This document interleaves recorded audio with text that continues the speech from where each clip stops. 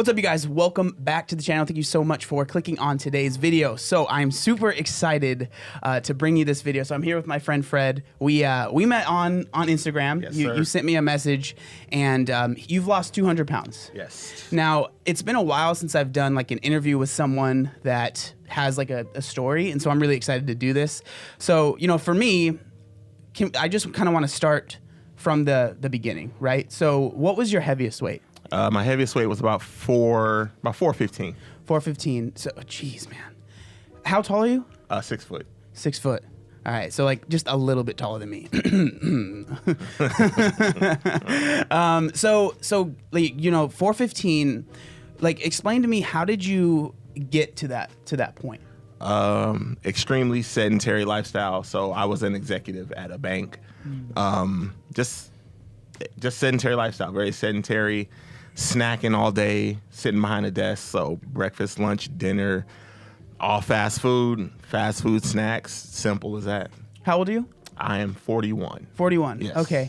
And so like growing up, were you always kind of like the bigger kid? I can't. Yeah. I did not think you were 41 at all. I know. I get that I a was lot. very surprised by that. Let me tell you.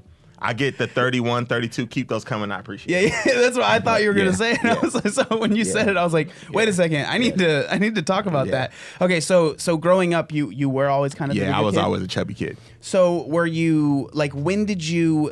Because I feel like there's like this time where people are like kind of overweight, and then like for me, right? I was always really big, but then once I graduated high school, I graduated when I was 17, and I was at my heaviest weight at 20. So those 3 years, I really put on some pounds. Yeah. So did you ever notice like a time where you were like, oh wow, I'm putting on weight much faster than normal? Yeah, like freshman, sophomore year of college. Okay. Yep, that was pretty much it. I definitely noticed that I was eating a lot more and getting a lot bigger. And so what was like the catalyst for you to start losing weight? And when did you start losing weight? I started my journey about a little bit less than 6 years ago. 6 years ago. Okay, so you were in your mid 30s when you decided to lose weight. That's Absolutely. interesting, man, because a lot of people, you know, once you pass like, I've gotten messages of people that are like, they're past like 25 and they're like, I'm too old. Yeah. I can't lose weight. And so for you started in your mid 30s. Yeah, I started late. Interesting. Forced to. Really? Okay, so yeah, tell me that story. How did that happen? So about 6 years ago, I was feeling really, really bad. I thought I had the flu. So I'm laying in bed and 415 pounds. 415. Okay. And I'm laying in bed and I'm not feeling good, thinking I had the flu or whatever that may be. And having a hard time even walking from my bedroom to my kitchen. So I called my mom and we're talking on the phone and I'm telling her, she's like, how you feeling? I'm like, I still feel sick, you know, going through the motions. All right. I'm like, I'm just going to sleep it off, get some rest. Week goes by. She calls me again like Wednesday. And she's like, how are you doing? And I'm like, I'm still doing bad, not feeling too great. A little shortness of breath. I don't know what's going on. I'm gonna go ahead and get some rest. So she's like, nah, son, I don't know. And I'm like, nah, mom, I'm good. So she calls me again Friday. How are you feeling? I'm like, I'm still the same. She goes, son, go to the doctor. Now, us as males, I don't know how other males are. I know how the males that I know are. It take a miracle for us to go to the doctor. So she's like, your arms cut off. Yeah, like, nah, seriously. it's just a flesh Yeah, wound, it's man. like, I'll be just a fine. flesh wound. Yeah, for real. So yeah, she's like, if you're feeling like this on Sunday, I'm taking you to the hospital. So I'm like, man, whatever. Like, yeah, I'm a grown man. You can't make me do it. You can't make me do nothing, right? So Sunday comes. She calls me Sunday morning. How you doing? I'm like, I'm exactly the same. About an hour later, I get a doorbell ring, and it's her. She takes me to the hospital. We walk into the emergency room. First nurse sees me. He goes, you, to the back right now. And I'm like, me? What do you mean? He goes, look at your ankles. Look at your wrists. I had edema. My ankles were gigantic. My wrists were huge. Didn't even notice it. So what is that for someone that might not know? Edema is when your body basically retaining water. That's the best way to describe it. So your body's holding on to water. Your blood flow is really, really... It's like extreme though. It's like, yes. I've seen people who, like, for lack of a better term, it's like their wrists or ankles look like almost like water balloons. Yeah, that's exactly what it is. It's like really, the skin is really, really stretched out, really tight. So It he's looks like you're gonna, if you like hit it with a needle, it's just like yeah, water. you will pop. Absolutely. So he's like, you come to the back. So they ran me to the back really quick. They put me on a IV of magnesium and potassium, and they proceeded to tell me, you had a heart attack, sometime this week. And I'm like, a heart of what? And they're like, yeah, you had a heart attack. So they're like, we're gonna run some tests. So they end up running. I called my parents, of course. I called my family, let them know what happened. So we're in there, and they come back a couple hours later, and my doctor, literally, I'm in there with my best friend. Shout out to Keith. I'm in there with my best friend, and he's like, the doctor goes, Mr. Henderson, we don't think you're gonna make it. And I'm like, wait, like, tell me in my good ear, because I obviously did not hear you properly. So he's like, yeah, so they have a stat, it's called a heart infraction. Your heart, they say the average heart infraction is between 65 to 75. Mine was 4. Oh my gosh. Yeah. So I literally looked at my best friend, and he's not religious at all, by the way. And I looked at him, I said, look, I need you to do one thing for me. He said, anything, you name it. I've known him since 92. He goes, anything you need, you just name it. I said, man, I need you to pray with me right now, bro. And he was like, done. But I told him, I said, I need you to do something else. He said, what? I said, you got to lead the prayer, though.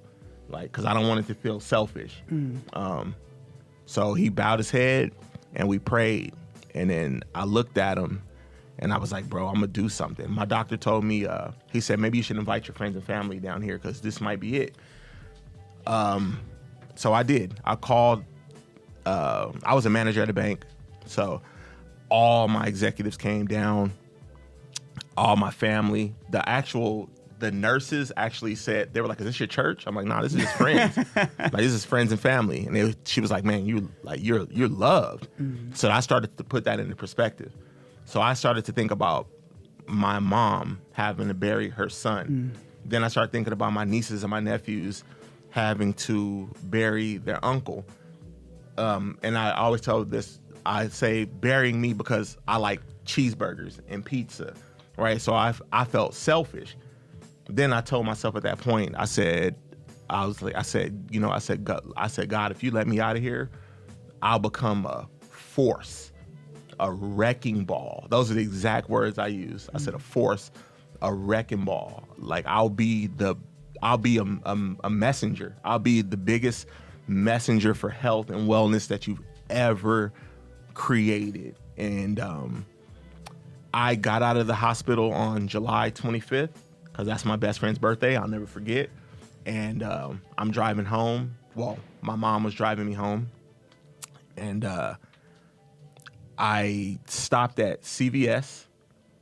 Shout out to CVS. Y'all want to sponsor the video? But I stopped at CVS, and I got a Gatorade. And then I stopped at Subway, and I got a sandwich.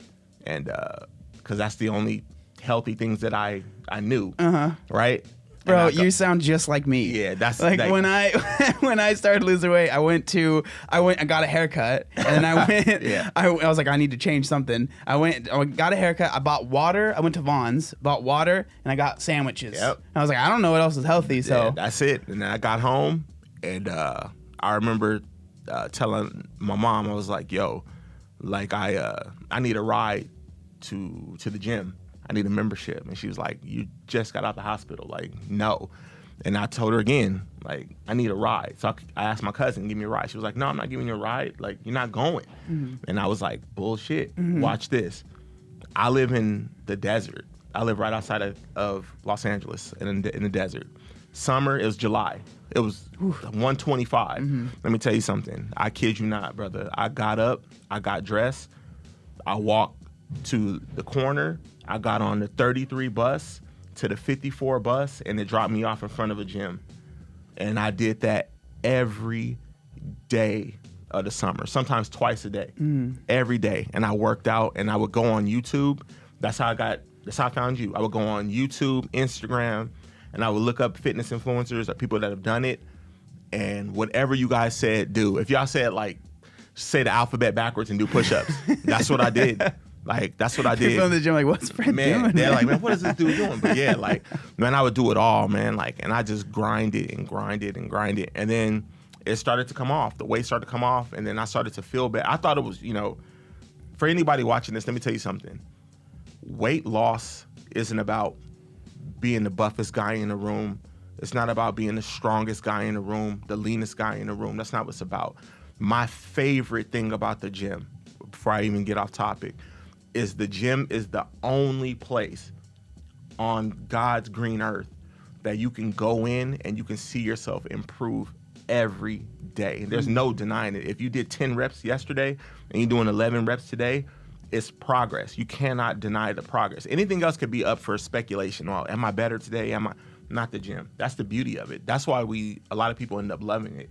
It's because it's self-improvement every day. So you get this small amount of gratification every day of getting better. So that's the beauty of it. And on top of that, like especially like when you're as big as we were at the start, weight loss, I know a lot of people think it takes a long time, but if you compared it to the opposite, right? So if you're a small dude that's trying to gain weight and gain muscle, losing weight is much faster. Yep. And like especially for 400 pounds, you're going to see pretty fast results almost no matter what you do, as long as you cut the calories, and especially if you're like going to the gym. Yep. So you just get up and do it, man. Get up and just get up and do it, man. Self-investment is it's the best thing you can ever do. Investing in yourself always pays back 100% of the time. Like it's a beautiful thing, man. It really is. And everything in your life will change once you do that. So I kind of want to talk a little bit more because, I mean, you told the whole story. I want to go back to, when you're in the hospital, you hear that you had a heart attack. So when you first heard that, I know you said you were like surprised, but was there did you ever look back and be like, oh, okay, I think that's when it happened or anything like that? You know what? I always remember a moment where it was like a little numbness, and I think it was on the right side of my face. It was like a little bit of numbness, and it was really, really temporary though. So I always think back to that. I'm like, was that it? Like, I think that was it. Like, that's the only time I can identify it. It's crazy how that can happen, man. Because when you normally hear heart attack, you think like the person's on the ground or they're dead. And then okay, so talking about your whole journey, talking about the story. It's obviously apparent that your weight was negatively affecting your life. Absolutely. Right? And so now you've lost the weight, and I'm assuming you're in a better place now. Yes. So how do you feel about hearing a lot of this like health at every size talk and all of this stuff? Like, so what goes through your head? Because I know what I think, and obviously I made many videos on it. Yeah. But like I'm curious about, because yours, it was like it genuinely almost killed you, gave you a heart attack. Yep. And so like, what do you think when you hear that? I think it's a fine line between body image and being healthy per se. I'm gonna say this: if you're considered an overweight person, my thing for you is this: if you're going to the doctor, if your cholesterol's high or your blood pressure is high or something like that, those are issues that you need to address. I don't care how good you feel about your body image, because I've actually had conversations with people that are close to me, and I tell them, I wish you express some concern about my habits. But it's hard because they don't want to hurt your feelings and stuff like that. I had same thing with me, except for my mom would, and I'd get mad at her. Yeah, and that's fine too. That's part of it. That's part of being human. Being imperfect, it's fine, because there's beauty in every, from, you want to say skinny to a bigger person, but this is more than aesthetics. It's about being healthy. It's about having some longevity.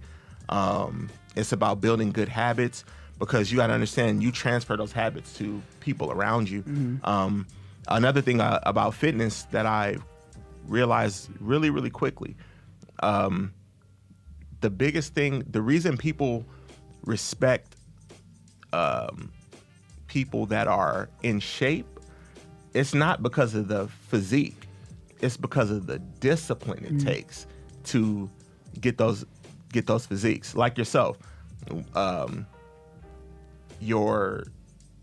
somebody asked you on your Instagram the other day, do you ever plan on having surgery?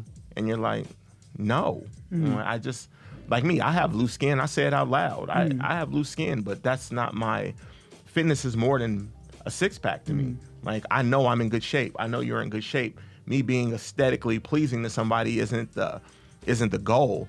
It isn't what makes me happy. What makes me happy is I can go outside with my 3 daughters and I can run around in the summer and I can ride bikes up and down the street and they get tired before I get tired. That's what this is about. So that's the beauty of the industry. All right, so the last thing that I want to talk, I mean, I could talk about that subject forever, and I have made enough videos on it. The last thing I want to talk about is diet, right? So what was your diet like at your heaviest? And then, you know, how did it change over time? It was, so me at my heaviest, so say I would get up in the morning, maybe like microwave like a breakfast sandwich at home, Starbucks, mocha frappuccino. I was gonna say frappuccino. Oh man, mocha frappuccino. Let me tell you something. Or the caramel frappuccino.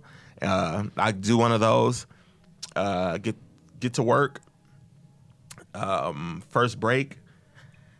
Snickers, because that was my thing. Snickers, Cheetos.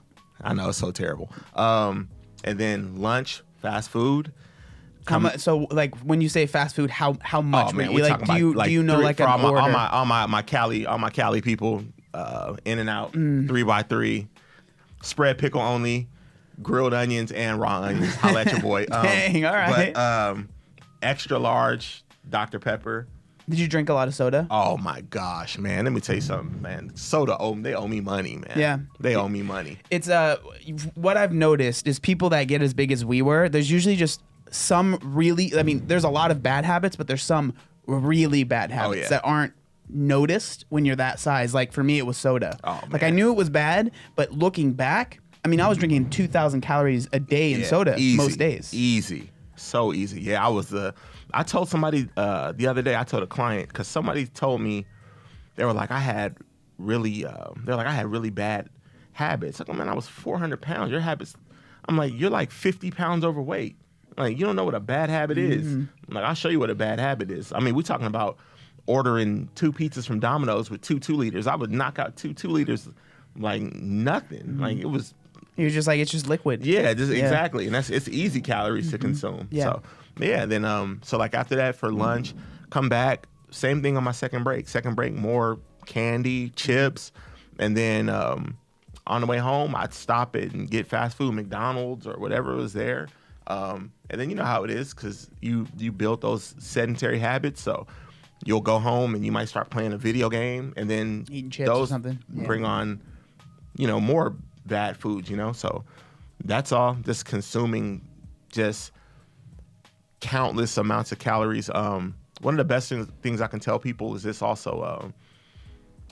When you start your journey, I'm not saying that you can't enjoy food because food is very pleasurable. But start to look at it a lot differently. I look at food as fuel now. Trust me, I have foods that I definitely enjoy. We all have our comfort foods that we really, really love, and I have mine. I have mine all the time. But I look at food to make me productive throughout my day.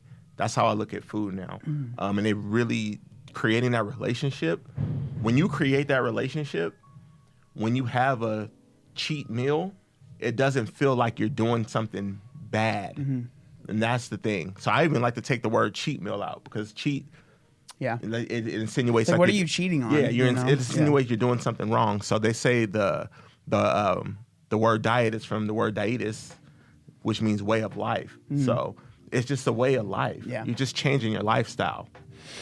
And so the last question I want to ask you, this is what I ask anyone that comes on. If you could give advice to someone, give advice to yourself at the start of your journey, what would you say? Oh my gosh. That's a great one. Advice I can give to myself when I first started. You know what? Just to tell myself the impact that you're going to create. Like that, and I'm still getting used to that. I'm still getting used to the DMs from people saying like, man, you helped me so much, or being a sponsored athlete. I'm still when I go to these expos and people, they're like, "Oh, it's you from Instagram." I'm not used to it yet. But the thing is, when I tell you I love what I do, being in the personal training space and the nutrition coaching space, man, I absolutely love what I do. And I never, ever would have guessed that I'd have the kind of impact that we both have. Just to leave a mark, leave an imprint on somebody's lives, to just make them want to be better. It's an amazing feeling. And that's the only thing I would tell myself from the beginning is like, keep going, because you have no idea what you're going to do. It's just to be able to shake the room. So speaking on that, how can people find you if they want to find you? You can find me on Instagram. My Instagram is Frederick_B_Henderson. It'll be down in the description. Yeah, too. man, hit me up, man. Hit me up. Tell me what's up. I love to hear from you guys. I post a lot of fitness stuff. I post a lot of tips. Same thing. We along the same lines. Man, it's a beautiful thing, man. Fitness is amazing. I always tell people, start working on your fitness journey, and you will definitely notice everything in your life will change. Not just your body. The people around you will change. You'll inspire people to change. Your business will change. The way people treat you at work will change. Everything will get better. So just work on that, man. Anybody got any questions, man, feel free to DM me, man. I love helping people. I love seeing people grow, man, and I appreciate you, brother. Yeah, thanks for coming on, man. Thank you, man. I appreciate it. Obey the warning signs, and when there are flashing lights or wigwags,